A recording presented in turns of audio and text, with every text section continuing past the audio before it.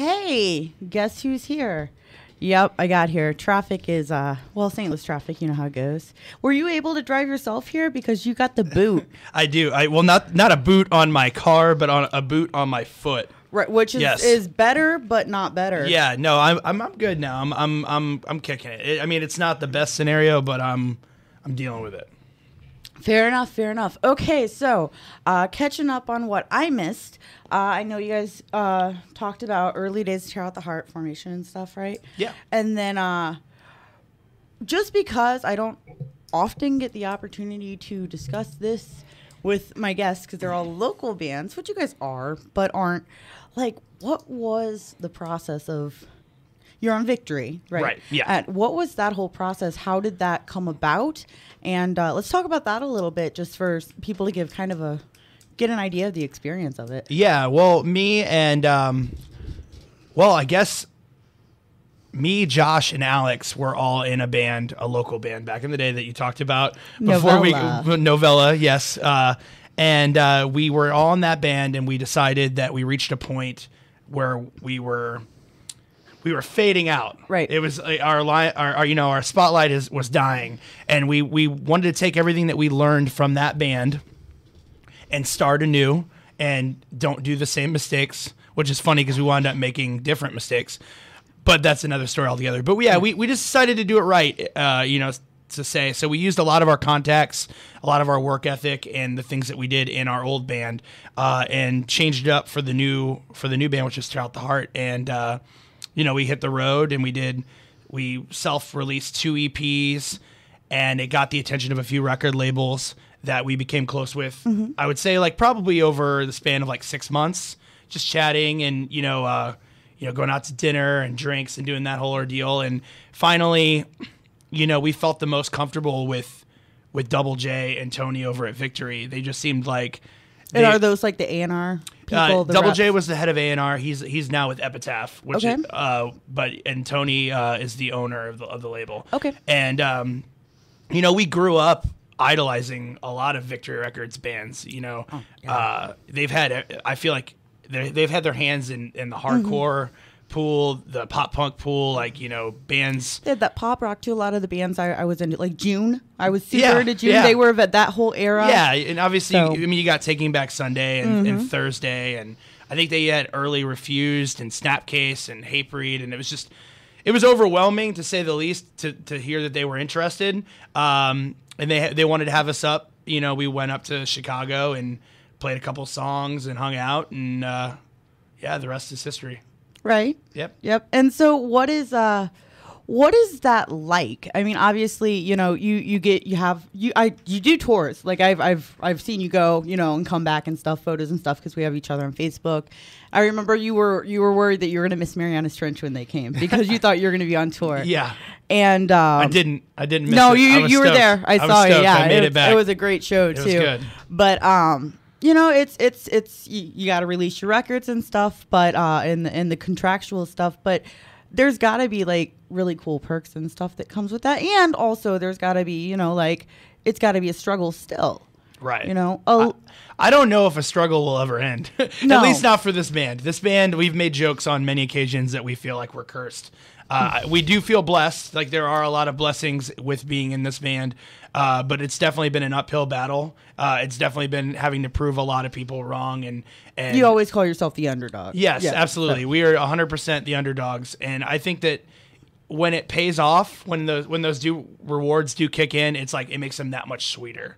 And because of that, it's a love-hate relationship with the music industry and this band in general. And it's when there are other perks, it's awesome. I get to travel the country and other countries. You went to Canada a while back, yeah, for the right? first time we went over to Canada, and that was awesome. And just seeing people from a completely different country, knowing the words to our music. It's got to be amazing. It's awesome. It's traveling and seeing new places and trying new food and meeting new people and doing it all with your friends is awesome. And that you don't see the downfall, which is you do have to do it in a cramped van that's got pee bottles in it and smelly socks. I think a lot of people are under the impression that once you are on a label, you're in a bus, flying around in the nicest hotels. And it's like, no, I mean, I've known even way back when I was going to Warped Tour back in like '04, I talked to the guys that were in Slick Shoes. Remember Slick Shoes? They're on Tooth and Nail. Yeah. And the drummer Joe, who was super nice, he was just like, yeah, dude, we all have like jobs,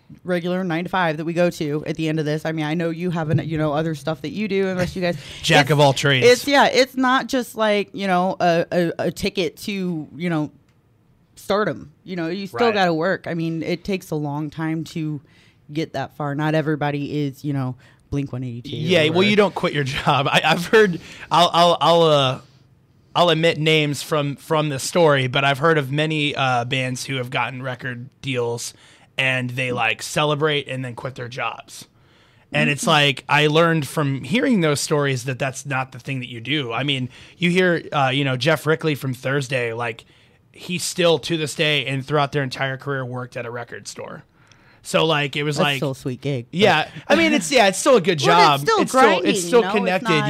You're not necessarily a rock star all the time. Right. Well, and even when you are, it's not a permanent situation, and you should never allow it to get in your head or think that you're above anything or anyone, because I have no problem delivering pizzas, if I'm also getting a chance to get on stage and like perform music that I've spent a lot of time and effort and emotion writing, because not everybody gets that opportunity. There's a lot of guys out there that wish that they could even get in a local band, but can't find the right dudes in the right time. And, that's what a lot of the music scene is finding the right guys at the right time.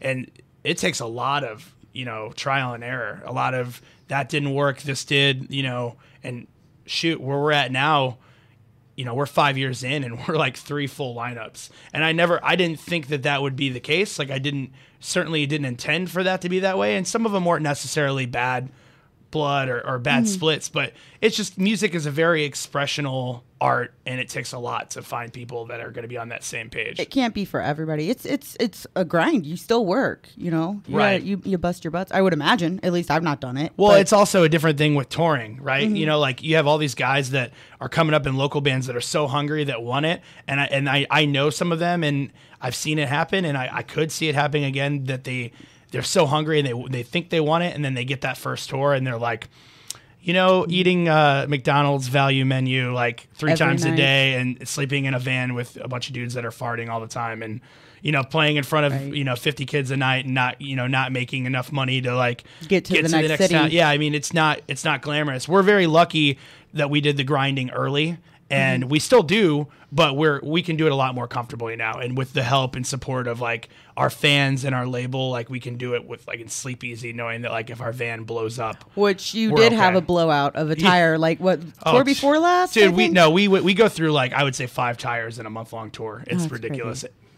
But I mean, yeah, it happens. And when we come back, I do want to talk about the early days, just because when I walked in, I was saying, back when you were in Novella, I didn't know you. I think I knew you in passing because I worked at a venue. You guys played a lot, but it was towards the end. Crawl, yeah, I know. It was towards the end of that run. I think I might have booked you guys a couple times. STL Punk days. Right. Yep. Jerome STL Punk, because it was better than, in my opinion. Way back. But and I just kind of wanted to talk about that a minute in the scene, because I really feel like the local music scene is making a resurgence back to like when we had that old energy like it was in, and it was really fun. But before we do that, we got a break just for the camera reasons. Do you want to play another track and go ahead and intro? I would love to. This is another song from one of my favorite records from last year. And I think that this kind of goes in with what we were just talking about. Everyone knows a little band called Blink 182. Yeah. And, the show has to go on. Right. It took them a decade probably to finally realize that they wanted to keep playing music. And even though they couldn't do it with Tom, they had to. Like, it was in their soul. Right. So, like I said, it's one of those things, just you got to be the right place, the right people at the right time. And I think they proved that with this record. It's awesome. Absolutely. All right. So if you want to go ahead and play it, intro the song, let me know which one is it? What's it called? The song is called San Diego. San Diego. All righty.